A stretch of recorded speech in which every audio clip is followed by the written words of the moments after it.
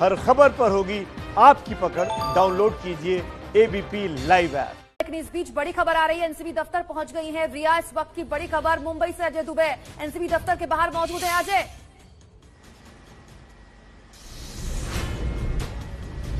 जी बिल्कुल, जो समय उनको दिया गया था उस समय से पहले ही रिया पहुंच गई हैं नारकोटिक्स की बिल्डिंग में। देखिए उनकी गाड़ी हम आपको दिखाते हैं। देखिए वो गाड़ी खड़ी है ठीक नारकोटिक्स की एक्सचेंज बिल्डिंग के बाहर। कल के दिन वो गाड़ी यहां से हटा ली गई थी क्योंकि यहां पर थोड़ी अव्यवस्था थी, पर आज क्योंकि पूरी किलेबंदी कर दी गई है। एक नजर जरा देखिए किस तरीके से पुलिस ने एक्सचेंज बिल्डिंग का जो आकार है उसके आसपास की पूरी इलाके को, सड़क को, गलियों को सील पैक कर दिया है।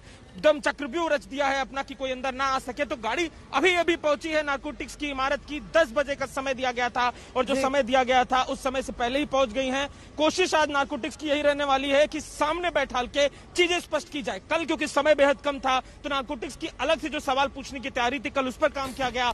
आज नारकोटिक्स रिया को सामने बैठा लेगा उनके भाई शोभिक के, सैमुअल मिरांडा के, दिपेश के, साथ ही कल जो अनुज के जी निश्चित तौर पे जी ये ड्रेस में हमने उन्हें पहले भी सीबीआई ऑफिस में जाते हुए देखा। पिंक कलर की ड्रेस में अपनी इसी गाड़ी से, जीप ब्रांड की गाड़ी है आगे खड़ी है, इसी गाड़ी से उतरी।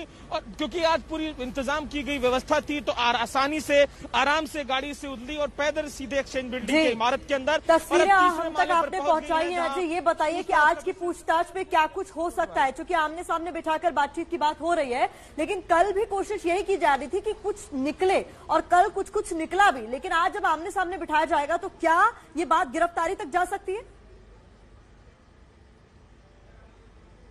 देखिए तैयारी जो नारकोटिक्स की थी वो कल के लिए ही थी। कल सुबह जब नारकोटिक्स समन देकर आई तो नारकोटिक्स का मान के ये चलना था कि 10-11 बजे तक आएंगी और जो तैयारी सवालों की है, सवाल पूछेंगे, बाद में सामने बैठाल कर दीपेश और जो सैमुअल मिरांडा है, इसके अलावा जो उनके भाई शोभिक है, उनके सामने बैठाल के बातचीत क्लियर करेंगे और गिरफ्तारी के लिए जाएंगे। लेकिन कल क्योंकि बहुत कम समय मिला, बड़ी देर से रिया आई और जो नारकोटिक्स है उसने ये नियम बना के रखा था अपनी तरफ से कल के लिए कि जो अंधेरा है उससे पहले रिया को छोड़ेंगे, तो कल छोड़ दिया गया। आज की महत्वपूर्ण बात मैं आपको बता दूं, सुबह बात हुई हमारी अधिकारियों से। अधिकारियों ने बताया है कि आज क्रॉस इंटरोगेशन किया जाएगा, एग्जामिन किया जाएगा सामने बैठाल के, क्योंकि जो इलेक्ट्रॉनिक एविडेंस ये तीनों जो पहले से गिरफ्तार किए गए सुशांत से डायरेक्ट लिंक के लोग थे उनकी तरफ से इकट्ठे हुए हैं उस एविडेंस में जिसमें रिया का जिक्र है, रिया की गई बात भी है, क्योंकि शोभिक से उन्होंने ड्रग्स के विषय में बात भी किया है, तो उन सब विषयों पर भी बात की जाएगी। इसके अलावा एक बड़ा जो मामला है वो अनुज केसरवानी नाम का जो एक बड़ा बांद्रा इलाके का जुड़ा हुआ ड्रग डिस्ट्रीब्यूटर है जो पेडलर्स के जरिए अलग अलग इलाकों में ड्रग पहुंचाता था,